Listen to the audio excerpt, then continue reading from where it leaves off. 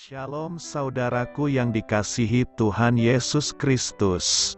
Selamat pagi, salam sejahtera untuk kita semuanya.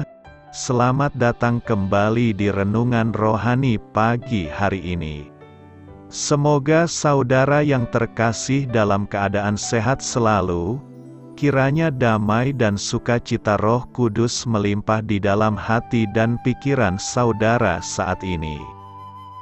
Sebelum kita mulai renungan pagi ini, marilah kita bersama-sama berdoa. Tuhan Yesus, terima kasih sudah membangunkanku pagi hari ini. Terima kasih atas penyertaan dan perlindungan Tuhan. Semua karena karunia Tuhan aku dapat bangun dengan pagi hari ini. Aku menyerahkan seluruh aktivitasku hari ini ke dalam kuasa tangan Tuhan. Jauhkanku dari yang jahat, ya Tuhan. Tuhan Yesus, tolong lindungi dan berkati aktivitasku hari ini. Tolong berkati juga keluarga dan teman-temanku, Bapa Surgawi, oleh karya Roh Kudus. Tolonglah aku untuk menjauhi segala sesuatu yang melukai hati-Mu. Ampunilah segala dosa kami, ya Tuhan. Dalam nama Tuhan Yesus, aku sudah berdoa. Amin. Sahabat saudara rohani, pembacaan ayat emas Alkitab renungan kita hari ini terambil dari 1 Petrus 2 ayat 4 sampai dengan ayat 10. Dan datanglah kepadanya batu yang hidup itu, yang memang dibuang oleh manusia, tetapi yang dipilih dan dihormat di hadirat Allah. Dan biarlah kamu juga dipergunakan sebagai batu hidup untuk pembangunan suatu rumah rohani, bagi suatu imamat kudus, untuk mempersembahkan persembahan rohani yang karena Yesus Kristus berkenan kepada Allah. Sebab ada tertulis dalam kitab suci, sesungguhnya, aku meletakkan di Sion sebuah batu yang terpilih, sebuah batu penjuru yang mahal, dan siapa yang percaya kepadanya, tidak akan dipermalukan. Karena itu bagi kamu, yang percaya, ia mahal, tetapi bagi mereka yang tidak percaya, batu yang telah dibuang oleh tukang-tukang bangunan, telah menjadi batu penjuru, juga telah menjadi batu sentuhan dan suatu batu sandungan. Mereka tersandung padanya, karena mereka tidak taat kepada firman Allah, dan untuk itu mereka juga telah disediakan. Tetapi kamulah bangsa yang terpilih, imamat yang rajani, bangsa yang kudus, umat kepunyaan Allah sendiri, supaya kamu memberitakan perbuatan-perbuatan yang besar dari Dia, yang telah memanggil kamu keluar dari kegelapan kepada terangnya yang ajaib. Kamu, yang dahulu bukan umat Allah, tetapi yang sekarang telah menjadi umat-Nya, yang dahulu tidak dikasihani, tetapi yang sekarang telah beroleh belas kasihan. 1 Petrus 2 ayat 4 sampai dengan ayat 10. Inti dari ayat emas renungan kita adalah: datanglah kepada Yesus, Ia bagaikan batu yang hidup, batu yang dibuang oleh manusia, tetapi yang dipilih oleh Allah sebagai batu yang berharga. Mari kita mulai renungan pagi kita. Judul renungan kita hari ini adalah Lebih Berharga Daripada Emas, ditulis oleh Lisa M. Samra. Mari kita mulai kisah inspiratif. Pernahkah Anda melihat-lihat barang-barang murah yang dijajakan tukang loak dan berharap menemukan benda yang sangat berharga di sana? Peristiwa seperti itu pernah terjadi di Connecticut, Amerika Serikat. Sebuah periuk antik Cina bercorak bunga yang dibeli dengan harga $35 di tukang loak kemudian terjual dengan harga lebih dari $700.000 dalam sebuah lelang pada tahun 2021. Ternyata, periuk itu adalah sebuah artefak penting yang langka dan bersejarah dari abad ke-15. Ini menjadi pengingat bahwa sesuatu yang dianggap kurang berharga oleh beberapa orang, ternyata dapat bernilai sangat besar. Saat menulis kepada umat Tuhan yang tersebar di berbagai tempat pada masa itu, Petrus menjelaskan bahwa iman kepada Yesus adalah kepercayaan di dalam Dia yang telah ditolak oleh masyarakat luas. Kristus, yang dipandang rendah oleh kebanyakan pemimpin agama Yahudi dan disalibkan oleh pemerintah Romawi, dianggap tidak berharga oleh banyak orang karena Dia tidak memenuhi harapan dan keinginan mereka. Namun, meski orang-orang menolak Yesus, Dia telah dipilih oleh Allah sebagai batu yang berharga. Bagi kita, Dia begitu berharga, jauh melebihi perak atau emas. Kita juga memiliki jaminan bahwa siapapun yang memilih untuk percaya kepada Yesus tidak akan dipermalukan karena pilihan tersebut. Di saat orang-orang menolak Yesus karena menganggap Dia tidak berharga, marilah kita kembali memandang Dia.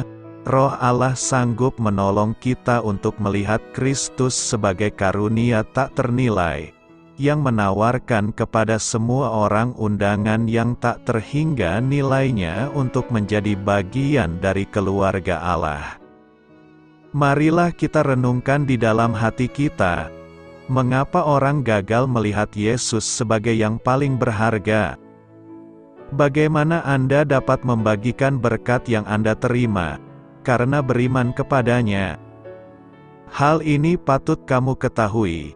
Secara tradisional, batu penjuru adalah batu pertama yang diletakkan pada sudut terbawah suatu bangunan.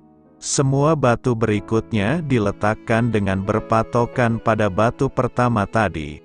Nubuat Perjanjian Lama menyebut Kristus sebagai batu yang teruji, sebuah batu penjuru yang mahal, suatu dasar yang teguh.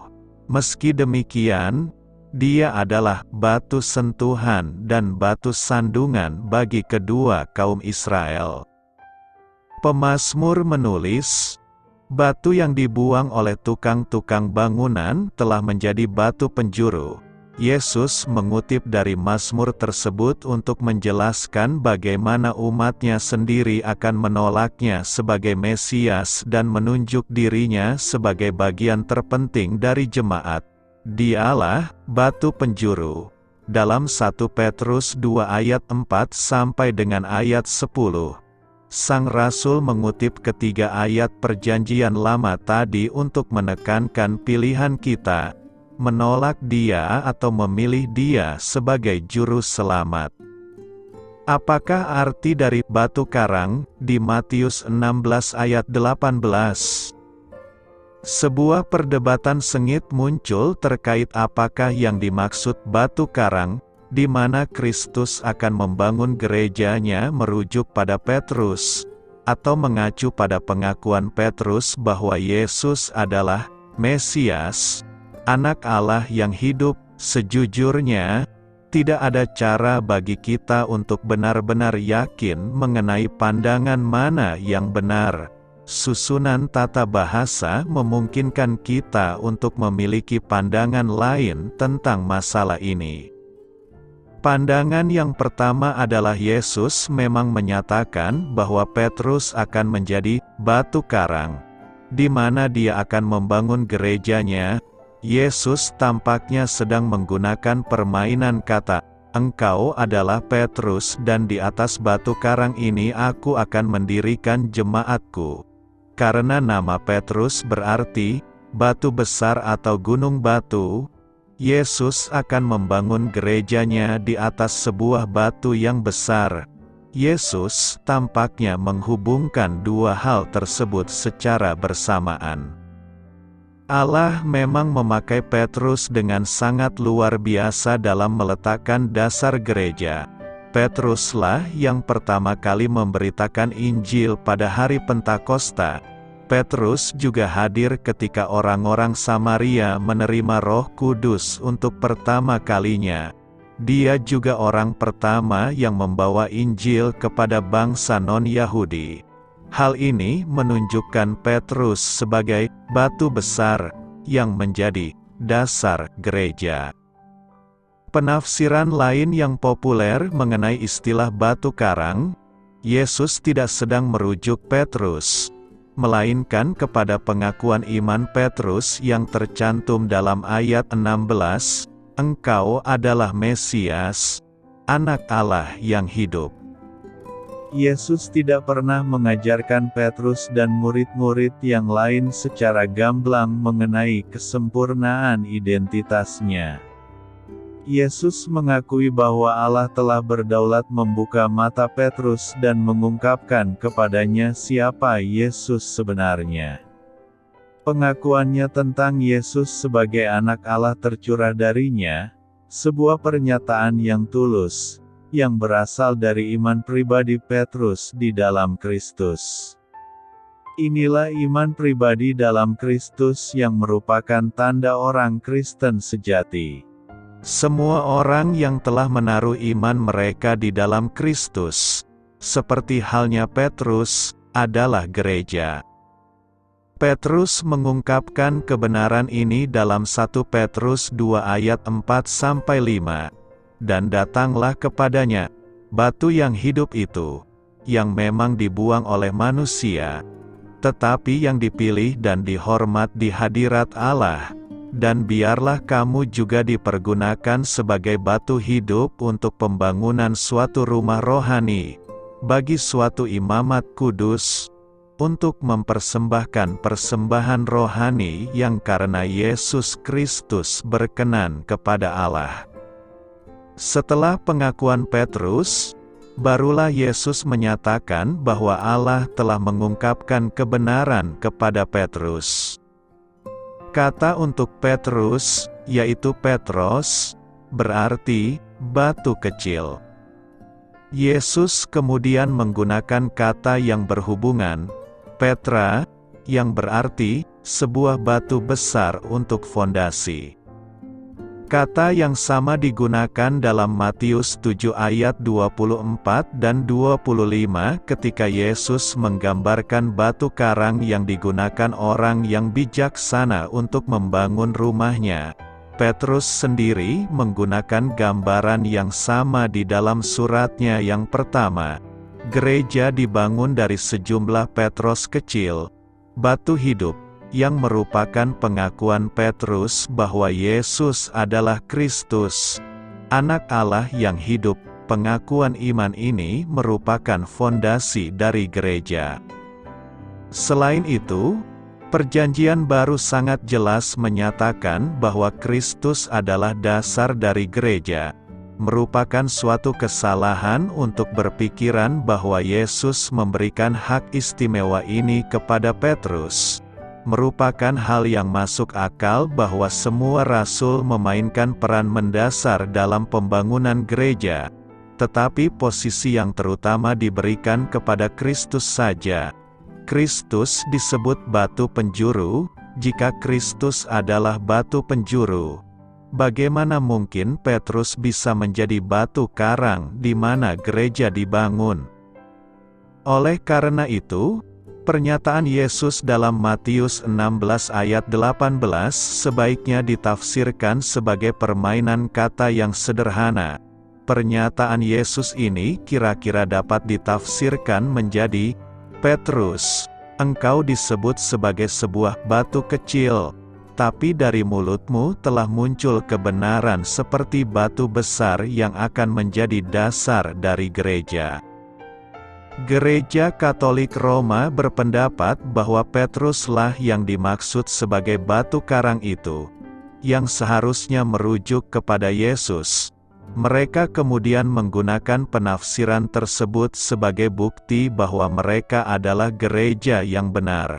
Akan tetapi, seperti yang telah kita lihat, Petrus sebagai batu karang bukanlah satu-satunya penafsiran yang sah. Bahkan, jika Petrus memang yang dimaksud sebagai batu karang di Matius 16 ayat 18, hal itu tidak memberikan Gereja Katolik Roma otoritas apapun. Alkitab tidak pernah mencatat Petrus pernah berada di Roma. Alkitab tidak pernah mengatakan bahwa Petrus memiliki otoritas atas rasul-rasul yang lain, atau sebagai pemimpin utama dari gereja mula-mula. Petrus bukanlah paus yang pertama. Asal mula gereja Katolik pun tidak didasarkan pada ajaran Petrus atau para rasul lainnya. Yesus batu penjuru. Dalam memasuki dan menjalani minggu ini kita akan dikuatkan dan diarahkan firman Tuhan dengan tema, Yesus batu penjuru. Batu penjuru adalah sebuah batu besar yang ditempatkan pada fondasi di sudut utama suatu bangunan baru. Kata ini mengandung makna metafora yang merupakan lambang untuk menggambarkan Kristus yang mempersatukan gereja, seperti batu penjuru sebuah bangunan yang menopang bagian-bagian bangunan tersebut. Menurut Ensiklopedia Kristen, ada dua bagian Alkitab yang perlu mendapat penjelasan khusus tentang ungkapan batu penjuru, yaitu: pertama, batu yang dibuang oleh tukang-tukang bangunan telah menjadi batu penjuru. Dalam kerangka aslinya kalimat itu mengungkapkan kegembiraan pemazmur, bahwa Allah telah meninggikan dia ke tempat yang tertinggi mengatasi para musuhnya. Tapi dalam kerangka liturginya pada Hari Raya Pondok Daun, yang lebih menonjol adalah kelepasan bangsa secara nasional ketimbang kelepasan pribadi. Tafsiran para rabi menerapkan ayat ini pada Mesias. Yesus pernah mengutip Mazmur ini ketika berbicara di depan ahli-ahli Taurat di Yerusalem, dan Petrus juga pernah mengungkapkannya ketika dihadapkan kepada imam besar Kayafas dan Hana. Hal ini juga dipakai untuk menjelaskan penolakan orang Yahudi terhadap Kristus dan peninggiannya oleh Allah menjadi kepala gereja. Ayat ini juga mendasari surat Paulus kepada jemaat di Efesus, di mana Paulus menggambarkan batu-batu dari bait suci yang baru, seperti yang disusun oleh Kristus, sebagai batu penjuru yang mempersatukan di atasnya dua tembok, yang apabila tidak demikian akan jatuh sendiri-sendiri. Dalam ayat-ayat lain Yesus digambarkan sebagai dasar gereja. Tapi dalam suratnya Paulus mengubah gambaran ini dan mengatakan bahwa para rasul dan nabi sebagai dasar dengan Kristus sebagai puncak dan penggenapannya. Kedua, batu penjuru yang mahal suatu dasar yang teguh. Bagian Alkitab berikutnya Yesaya 28 ayat 16 barangkali menunjuk kepada batu raksasa dari bait suci, yang melambangkan kehadiran Tuhan yang tetap di tengah-tengah umatnya. Dalam Yesaya 28 ayat 16, dasar dan batu penjuru demikian erat hubungannya sehingga artinya dapat dianggap sama. Ayat itu digabungkan dengan Yesaya 8 ayat 14 dalam Roma 9 ayat 30 dan dalam 1 Petrus 2 ayat 6. Di mana batu itu ditafsirkan secara mesianis terhadap Kristus sebagai batu sandungan bagi yang tidak percaya, tapi sebagai kekuatan yang menyatukan di antara umat Allah yang percaya. Secara umum, Mazmur 118 ini adalah doksologi atau lagu pujian sukacita yang dinyanyikan pada saat pesta-pesta besar Yahudi, misal Hari Raya Pondok Daun. Timbul pertanyaan kita sekarang, Apakah maksud dan makna batu penjuru menurut pemazmur? Pertama, batu penjuru merupakan ungkapan sukcita besar dari orang yang sedang memuji Tuhan. Dalam ayat 22-23, batu yang dibuang oleh tukang-tukang bangunan telah menjadi batu penjuru. Hal itu terjadi dari pihak Tuhan, suatu perbuatan ajaib di mata kita. Ungkapan ini menggambarkan sukacita besar dari orang yang sedang memuji Tuhan di bait Allah.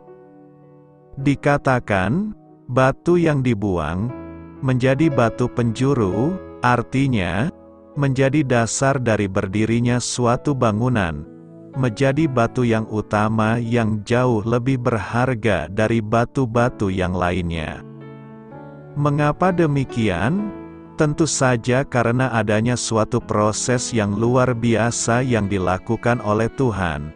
Misalnya dalam lingkungan masyarakat, ada orang yang sebelumnya dipandang sebelah mata, atau dipandang hina dan tidak diharapkan, tetapi sekarang telah menjadi orang yang terpandang, diakui, dihormati dan menjadi orang yang berpengaruh dalam lingkungan masyarakat tersebut.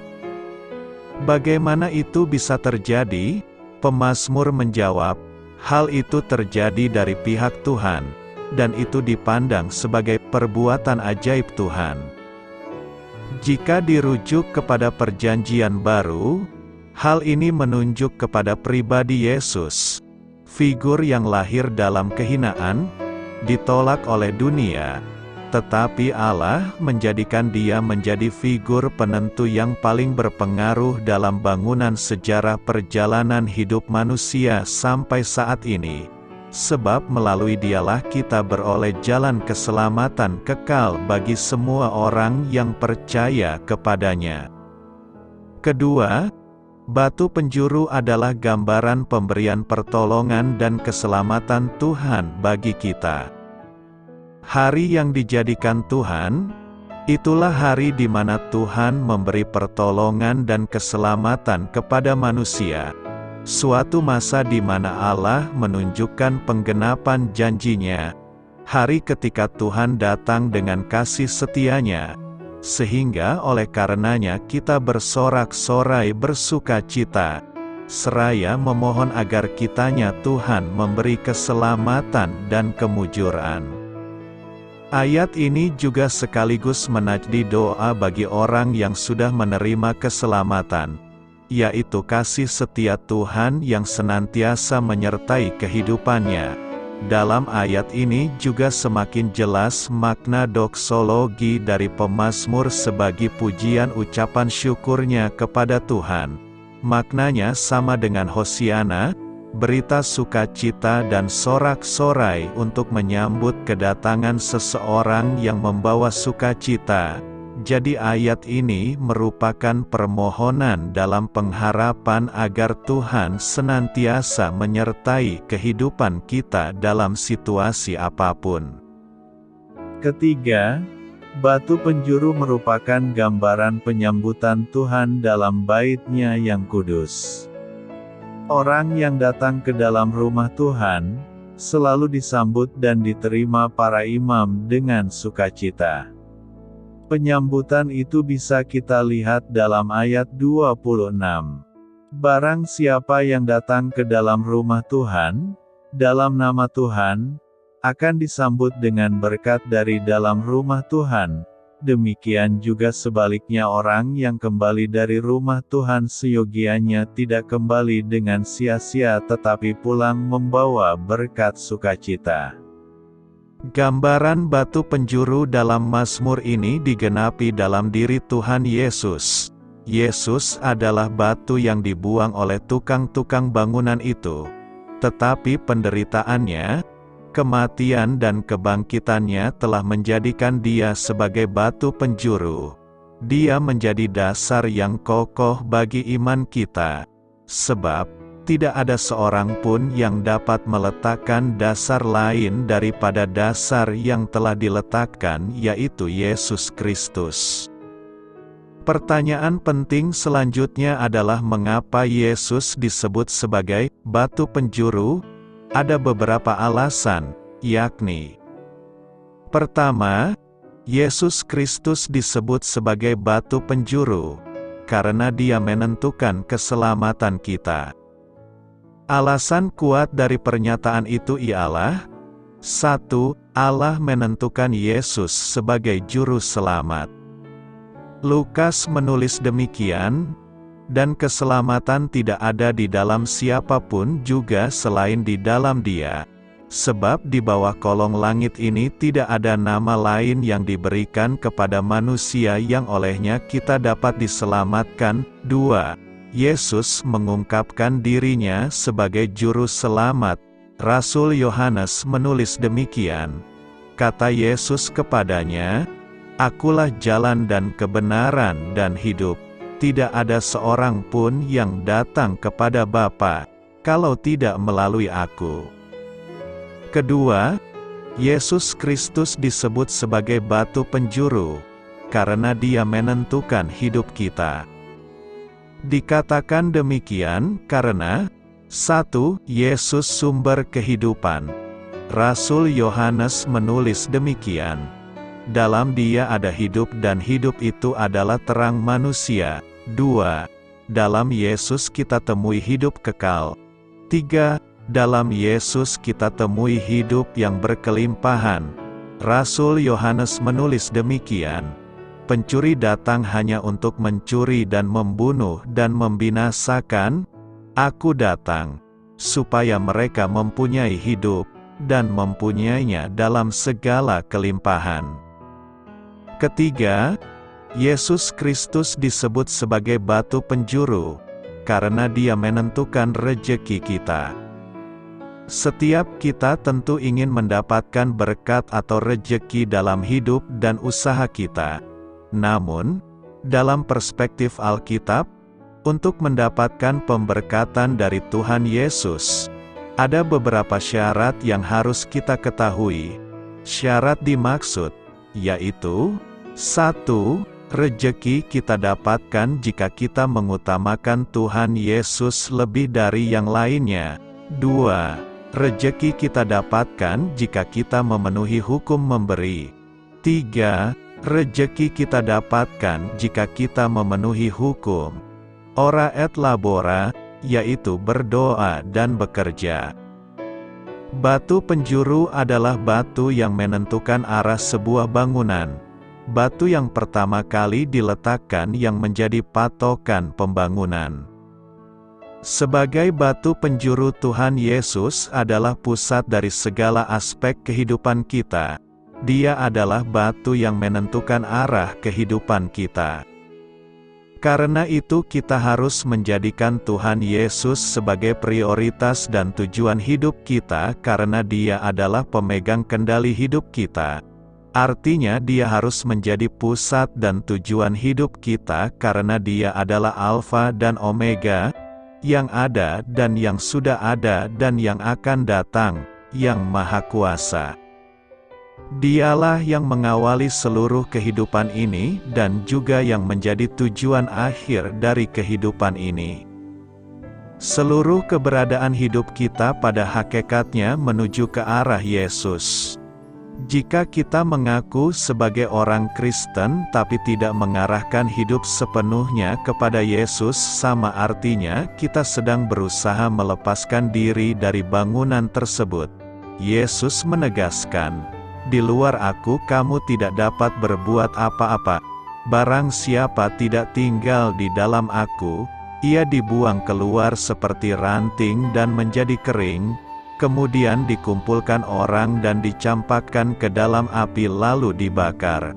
Karena itu, jadikanlah Yesus sebagai batu penjuru dalam hidup kita. Menjadi umat pilihan. Dalam minggu ini kita akan membahas tema menjadi umat pilihan. Umat pilihan berarti umat yang berkualitas. Kita dipilih dari sekian miliar manusia menjadi sebuah umat yang punya kualitas iman, karakter, sikap yang bagus, Kita bukan sembarang umat tetapi umat yang sudah punya kemampuan membangun diri, masyarakat, gereja dan negara menuju suatu kemajuan dan kemakmuran bersama. Apa yang bisa kita pelajari dari perikop khotbah minggu ini? Ada beberapa hal yang menjadi perenungan kita dari tema kita minggu ini, yakni: pertama, kita adalah umat pilihan, tetapi kamulah bangsa yang terpilih, imamat yang rajani, bangsa yang kudus, umat kepunyaan Allah sendiri, supaya kamu memberitakan perbuatan-perbuatan yang besar dari Dia, yang telah memanggil kamu keluar dari kegelapan kepada terang-Nya yang ajaib. Tetapi kamulah, setelah membicarakan mereka yang meremehkan atau menolak Kristus, Petrus kembali membicarakan keadaan dari orang pilihan atau percaya. Kita adalah bangsa yang terpilih, imamat yang rajani, bangsa yang kudus, umat kepunyaan Allah sendiri. Bangsa yang terpilih maksudnya bahwa seseorang percaya kepada Kristus, membuktikan bahwa dia adalah orang pilihan. Kedua, kita adalah imamat yang rajani. Apa maksudnya kata rajani bagi orang Kristen? Dalam arti rohani, orang Kristen memang adalah raja. Orang Kristen disebut imamat yang rajani, karena orang Kristen melayani raja di atas segala raja, bangsa yang kudus. Apakah hidup kita didedikasikan pada kehendak Allah dan pelayanan Allah, atau pada pekerjaan, uang, keduniawian, kesenangan, dan sebagainya? Ketiga, kita adalah umat kepunyaan Allah sendiri. Orang Kristen menjadi penting karena ia menjadi milik Allah. Tanpa Allah kita tidak ada artinya di dunia ini. Kita adalah bangsa yang terpilih, imamat yang rajani, bangsa yang kudus, umat kepunyaan Allah sendiri. Sebutan-sebutan yang terhormat ini dulunya diberikan kepada bangsa Israel. Sekarang sebutan-sebutan tersebut diberikan kepada gereja. Janji-janji yang besar yang dibuat oleh Allah kepada umatnya Israel digenapi pada gereja Israel yang baru. Pikiran sang rasul penuh dengan gambaran perjanjian lama tentang jabatan dan martabat yang kudus dari Israel sebagai imamat yang rajani dan milik pilihan dari Allah. Dan ia, seperti semua penulis perjanjian baru, mentransfer seluruhnya tanpa ragu-ragu kepada gereja Kristen, yang dianggap sebagai pewaris dari posisi atau kedudukan Israel yang hilang. Tuhan menguduskan kita, yang secara alamiah terpolusi. Ia memilih kita, pada waktu kita tidak bisa mendapatkan apapun dalam kita kecuali kotoran dan kebusukan atau kehinaan. Ia membuat miliknya yang istimewa dari sampah atau ampas yang tak berharga. Ia menganugerahkan kehormatan imam pada orang yang duniawi. Ia membawa budak atau pengikut setan, dosa dan kematian, kepada penikmatan dari kebebasan rajani. Timbul pertanyaan kita sekarang, mengapa atau untuk apa Petrus membicarakan pentransferan gelar-gelar Israel kepada gereja saat ini? Pertama, agar kita berhati-hati dalam bertindak, karena gereja adalah milik Allah. Karena itu berhati-hatilah supaya kita jangan asal bertindak kepada dunia ini, tetapi berikanlah yang terbaik bagi umat, masyarakat dan bangsa serta negara. Kedua, orang Kristen dipanggil keluar dari keremehan menjadi sesuatu yang penting dan berarti. Terus-menerus terjadi di mana kebesaran atau keagungan seseorang tidak terletak dalam dirinya sendiri tetapi dalam apa yang telah diberikan kepadanya untuk dilakukan, kebesaran atau keagungan orang Kristen terletak dalam fakta di mana Allah telah memilihnya untuk menjadi orangnya dan untuk melakukan pekerjaannya dalam dunia ini. Ketiga, supaya kita mampu memberitakan perbuatan-perbuatan yang besar dari Tuhan.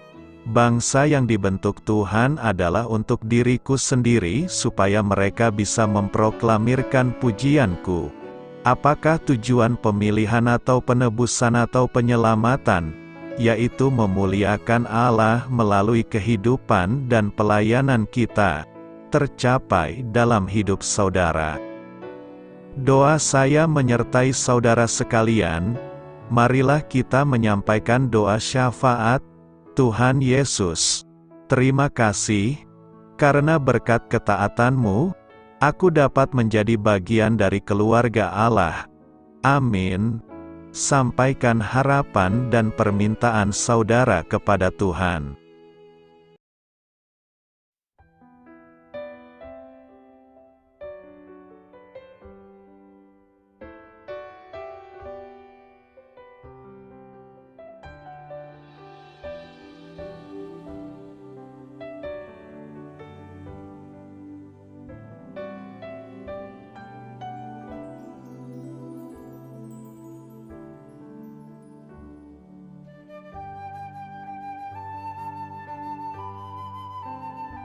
Marilah kita renungkan sahabat saudara rohani.